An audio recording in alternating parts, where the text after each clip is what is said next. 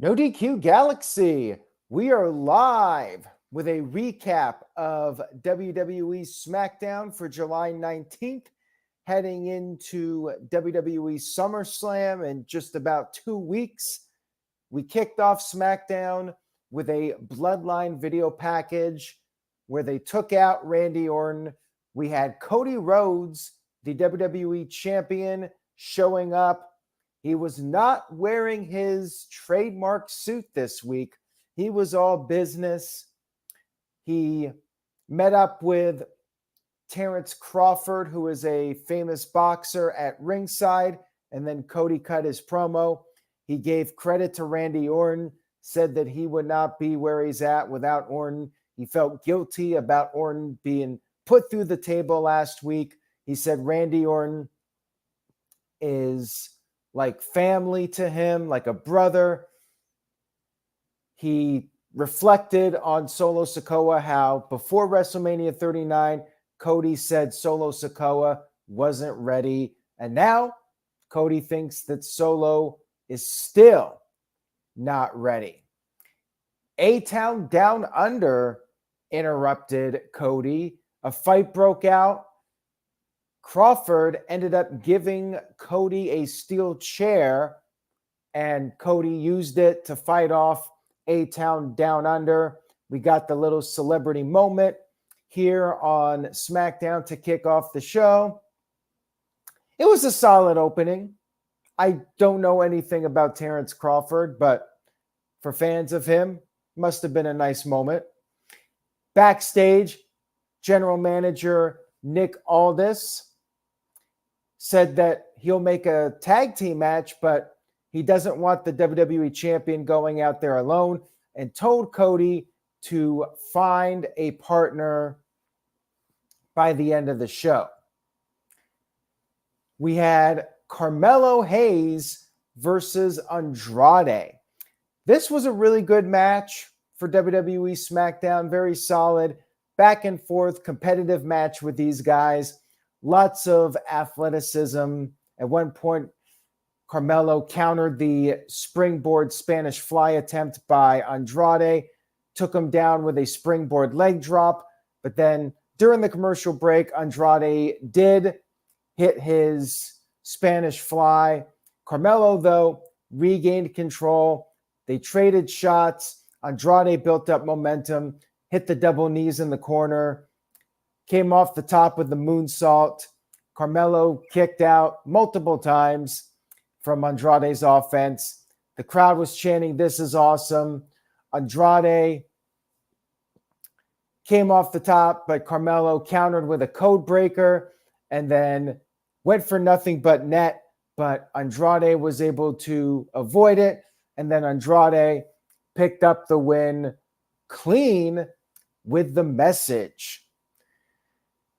I agree with Matthew. I was a little surprised by this outcome. I mean, Andrade came back to WWE, and I figured he would be pushed. And this is a significant win for him, since Carmelo has been groomed as one of the future players in WWE. Very good match. We'll see where this goes with Andrade, what WWE has planned for him. We had a little Bayley and Nia Jax split screen backstage promo. It was very generic. Nia Jax says she's going to win the women's title. Bayley brought up how Nia took her out of SummerSlam in 2017. And the most interesting line here was when Bayley said that she got hurt because Nia Jax is clumsy and reckless. Now, in kayfabe terms, what does that even mean? Like, she's implying that Nia in real life is clumsy and reckless. Weird promo to me that they would basically call that out. I mean, it was funny that one time it was made as a joke, but here it's like you're making reference to how people see Nia Jax as a performer and not something in the context of a storyline. Not sure how I felt about this. I think it was a little weak. I wish they had a better story to build this up, but they don't. Backstage, Bianca Belair and Jade Cargill confronted Chelsea Green and Piper Niven at Nick Aldis's office. They both won a tag team title match, and Bianca ended up challenging Chelsea Green to a singles match for SmackDown. We had the match. Chelsea slapped Bianca. Bianca slapped her back, gave Chelsea a brutal German suplex, went for the KOD. Chelsea avoided it, tried to pin Bianca using the tights, but Bianca reversed it, and Bianca picked up the win. That was the whole match. It was literally 20 seconds, maybe 30 seconds. Not even a minute long. So much for Chelsea getting a big push after Money in the Bank. She's still being booked as the female R-Truth, I guess, instead of the female Miz. Even Miz will last longer than a minute in a match. It was time filler. That's all I could say about it. And then you had Alba Fire and Isla Dawn on the big screen. They said maybe. They said we'll see as far as a potential tag team title match goes. I don't really care. The tag division is in shambles. Fire and Dawn won the titles for the feel-good moment at Clash at the Castle, and they've really done nothing since. Like, nothing. And WWE is reportedly considering mid-card women's titles. You can't even get your tag team division over and make people care about those titles. How are you going to do that with even more titles?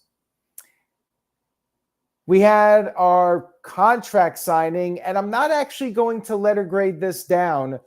I mean, this show needs all the help it can get. But the fact that there was actually a story,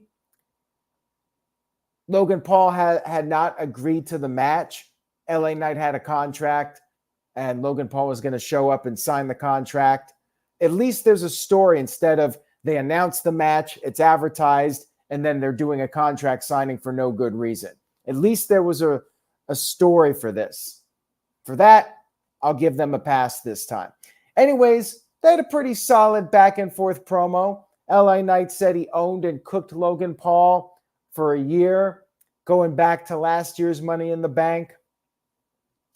And then he beat him just a couple weeks ago in the Money in the Bank qualifier.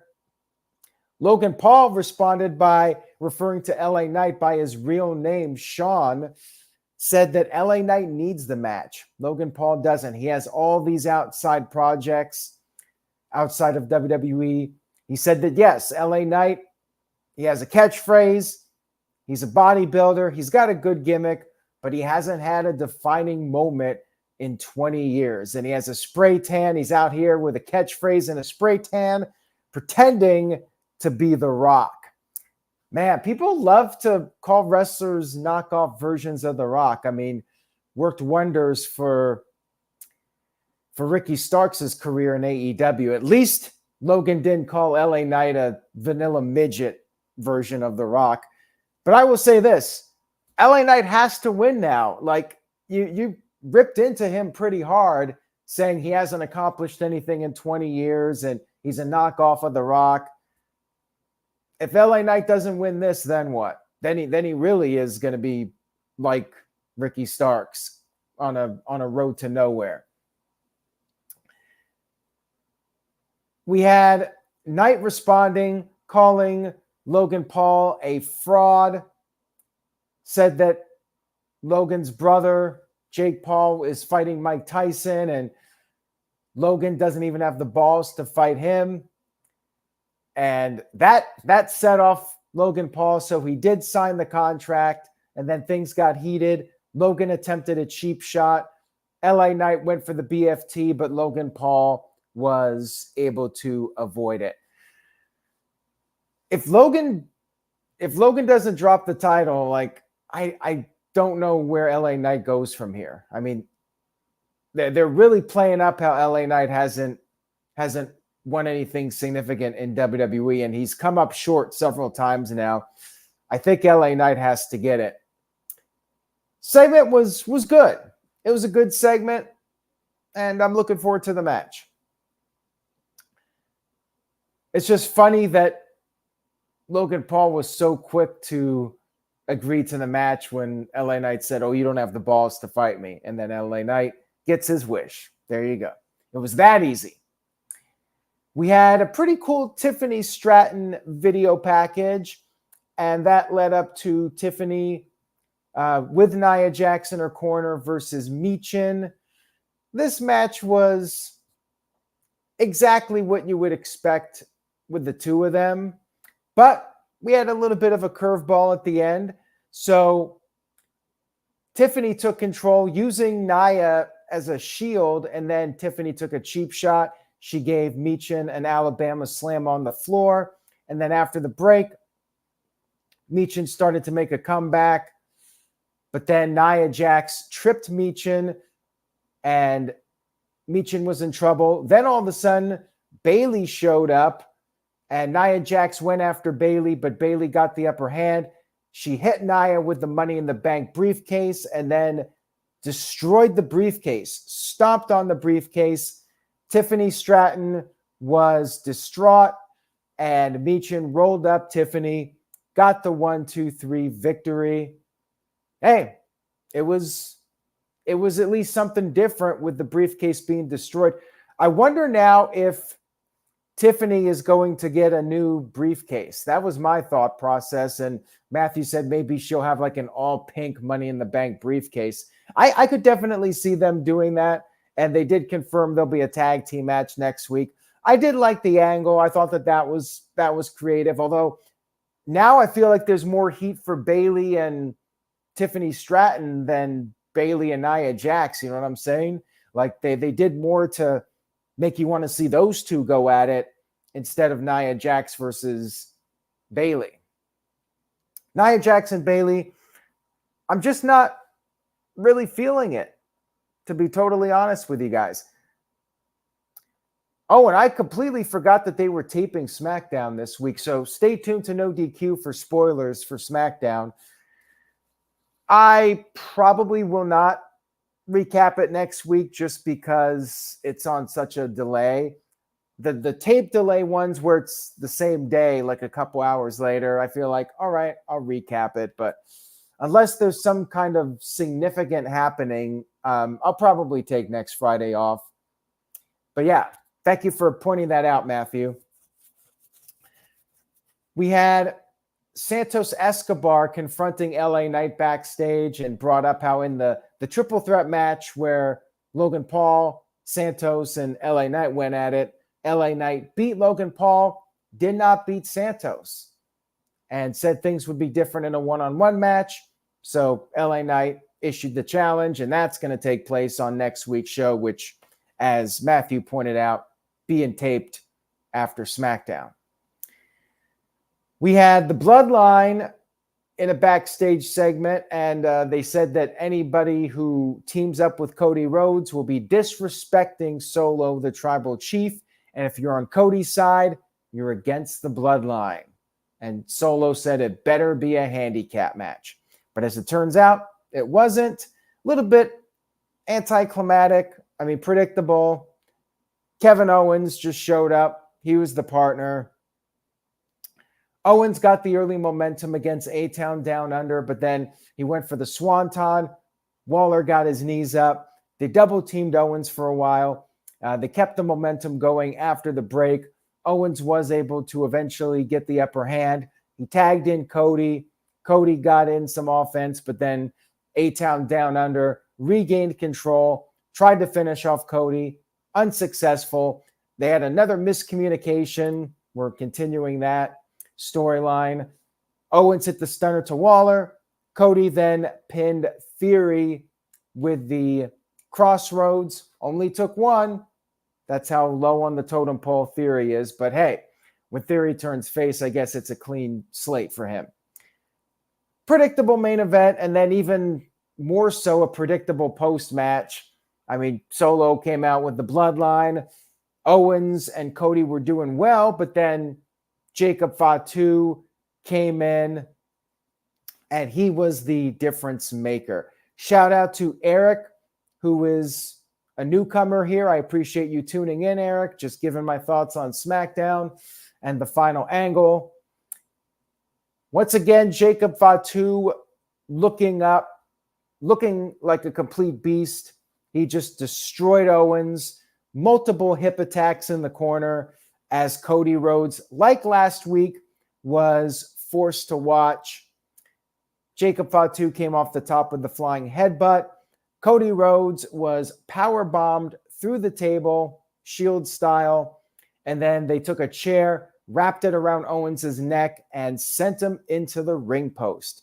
So seemingly, Cody Rhodes is going to be all alone for SummerSlam. I wonder if there's somebody else out there who could potentially help him out at SummerSlam. I wonder. All in all, like I said, predictable angle. Best thing on the show, in my opinion, was probably the Andrade Carmelo match. But for the most part, I felt like this was another run-of-the-mill SmackDown. I think I would give it a C+. There was a comment in the chat room how if you missed it, you really didn't miss too much. I agree with that. Wasn't a must-see SmackDown by any means. C+. For whatever reason, SmackDown is just not hidden for me. Now, maybe once Roman comes back, business will pick up. I think it will pick up. But for now, it kind of just feels like a lame duck period for SmackDown. Keep in mind, this is the end of SmackDown on Fox. And I think they're just coasting along here until Roman comes back and they make the switch over to USA Network. I feel like they're not putting their best effort creatively into SmackDown. That's just my take on it. And once again, it's happened a couple of weeks now. AEW Dynamite, I think, was the best show of the week. Dynamite has picked it up. And as I mentioned on No DQ&A video, you could check that out on demand. I answered over an hour's worth of questions. But I mentioned that it did help AEW a little bit to put a big match like MJF versus Will Ospreay on.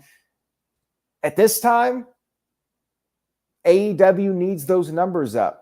When it comes to the media rights renewal, they want the best deal possible for that. And that's ultimately more important than the pay-per-view numbers. And right now, AEW is putting on some high-quality shows with Dynamite.